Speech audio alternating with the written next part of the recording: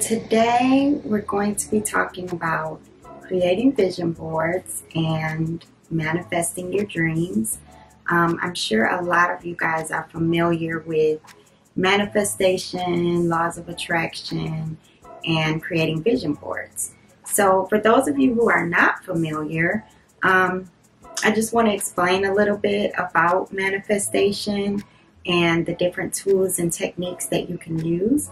One being creating vision boards. So what is manifestation? Manifestation is putting your thoughts and intentions behind your visions and your dreams for yourself, for your life, things that you want, things that you dream to happen for yourself. Your thoughts are very powerful. What you think about, what you put your energy into, what you visualize on a day-to-day basis, it really will attract into your reality. So you have to be careful, make sure that everything that you think about, everything that you visualize are positive things that you want for yourself. So there are a lot of different tools and techniques that you can use for manifesting your dreams. So some of those techniques include writing down your goals and affirmations, use present tense I am statements, and use your imagination.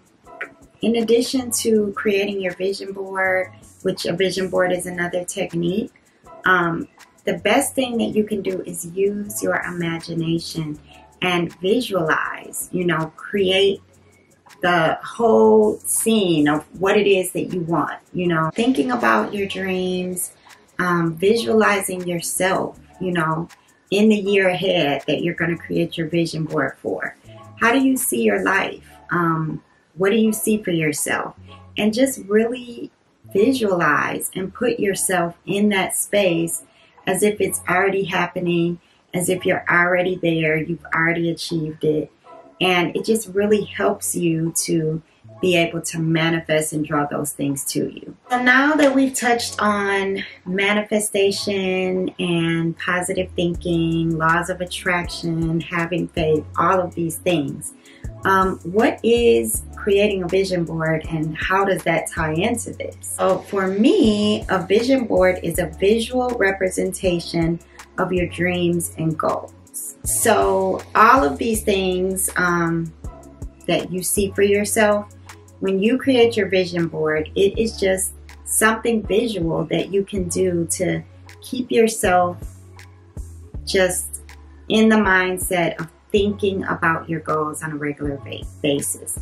Seeing it, visualizing it, focusing in on it, allowing those things to attract to you and come forth in your life in real time. So now that we have got all of that squared away, and hopefully we have a good understanding about what it is that we are intending to do with this vision board, let's talk about actually creating a vision board and how we would do that. So as you can see, I have some vision boards behind me. These are some past boards that I have created over the past couple of years. So I usually always like to do a vision board at the beginning of the year or a little bit before the beginning of the year, so that I can just go ahead and plan for the year and have a fresh start with all of my goals. So right now it's November. I usually like to do a vision board in December or at the very start of the year, but I feel like my goals for this past year have changed a little bit. I'm not even going to say changed, it's just that I have some new goals that I want to set, and some of them I don't want to wait until the first of the year to focus in on. So I'm kind of doing the new vision board that I'm going to create as a 2022-2023 vision board, and I'm going to focus in on the fourth quarter and then the rest of the year ahead. I think you can do a vision board at any point. It doesn't have to be at the start of the year. I just think it's a good benchmark for you so that you can set your goals and be focused for the year. But you really can do your vision board anytime that you want. So let's talk about how to create a vision board. So the first step is to set the mood and create an environment for you to focus in, to have clarity, and to be able to really think about your intentions and just be in a good vibe so that you can be creative and come up with something. So the next step, which is the most important to me, is reflecting on your accomplishments and writing your goals and intentions for the year. I think that before you write out your goals, the most important thing is to look back and be thankful and really just take a moment to acknowledge how far you've come, what your accomplishments are, and just be grateful. You know, you can just write a gratitude letter and just think about everything that you have accomplished, all the good things that have happened to you from the year ahead.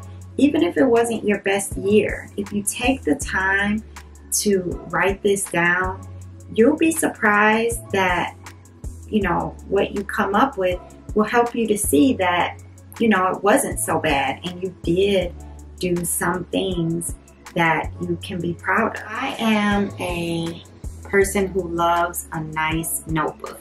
So this one says, "Be truthful, gentle, and fearless," which is a Gandhi quote. And this is just a notebook that I use to reflect before I do my vision board, quarterly, just whenever I want to write down and look back on what it is that I've accomplished, what my goals are.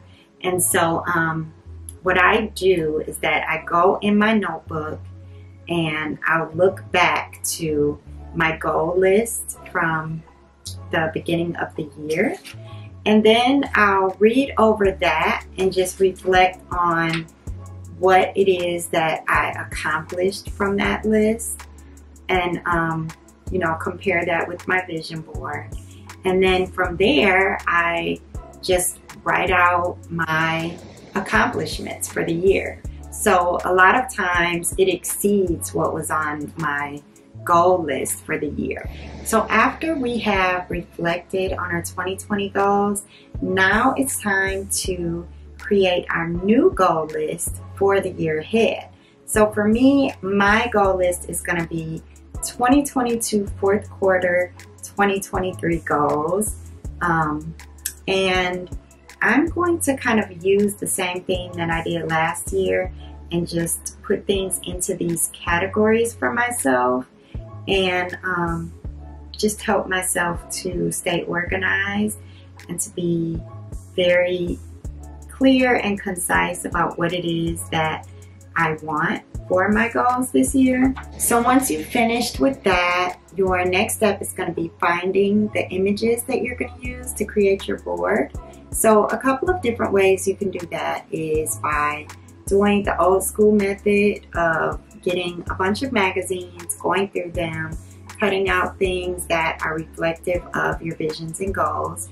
And then if you have more specific goals, then you can use the computer and you can search Google Images or Pinterest images, or create your own images in Photoshop or whatever design software you use, and create your images. I'm going to do a mixture of both. So I am going to be going through a lot of magazines because I just still personally like the idea of flipping through and just finding things that maybe speak to me, or, you know, just seeing things that pop out. Then I'm also going to be gathering images online so that they can be really specific and targeted, and things that I really want to add that you know, are direct representations of some of my goals. So I'm going to do both. After I gather my images online that I'm going to be using, I'm just going to take them into a program, Word or Photoshop, And I'm going to resize the images because you don't know what size they're going to print out when you download them from the internet. So if you take them into Word or another program where you can resize them, you can create the images to the size that you need. And then when you print them out, you'll know that the size is as large or as small as you need. You can also do multiple sizes of the same image so that you can decide later or choose once you start laying out your board. So while resizing your images, think about how you want them to come out. I personally got this inkjet laser paper and it is bright white. So I want my images to be pretty crisp and clear on my board that I'm getting online. So I just upgraded the paper that I'm going to use in my printer. So you can either send it out to be printed or just upgrade and get a nicer stock paper for your machine. So I finished printing out all of my resized images that I got offline, and they turned out so great.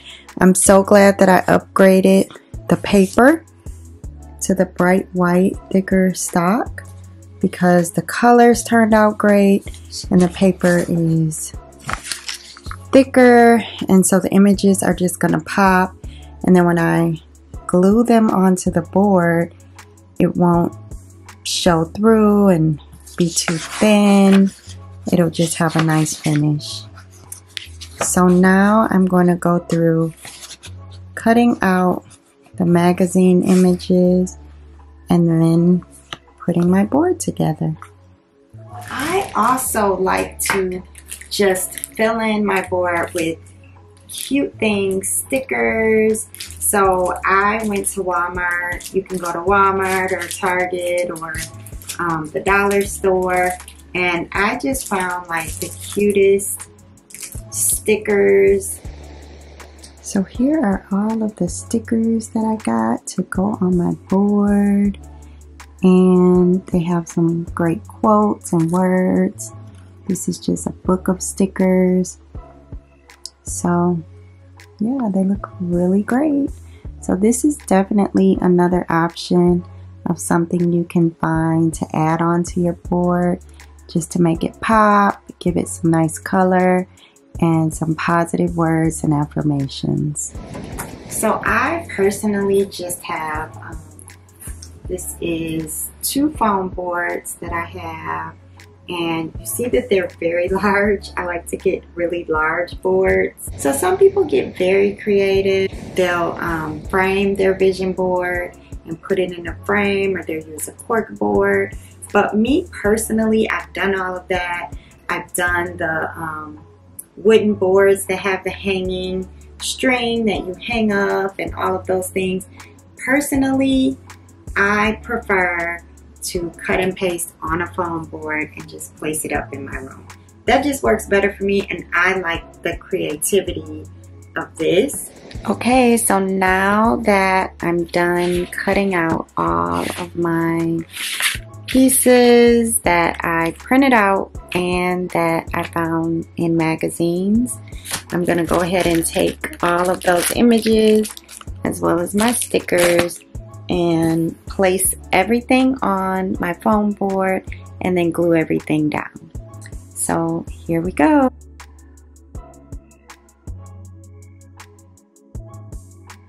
I'm finally finished with my board. Here we go. And I'm really happy with how it turned out. I did a mixture of my printed items that I got off of Google and Pinterest, and I cut out some things from magazines, and then I also added my bling factor from my stickers and thickers, as they call them, because they are like popping up off of the page. So I'm really happy with how it turned out, guys.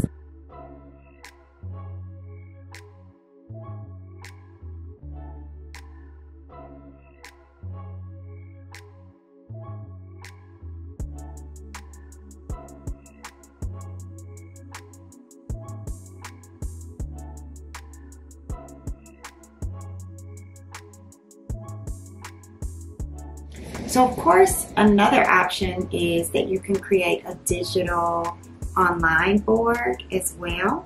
So you don't have to cut out objects and all of that. So when you're finding your objects online, you could create a board in Pinterest or design something in Photoshop or Canva and just have your digital board. So a lot of people like that.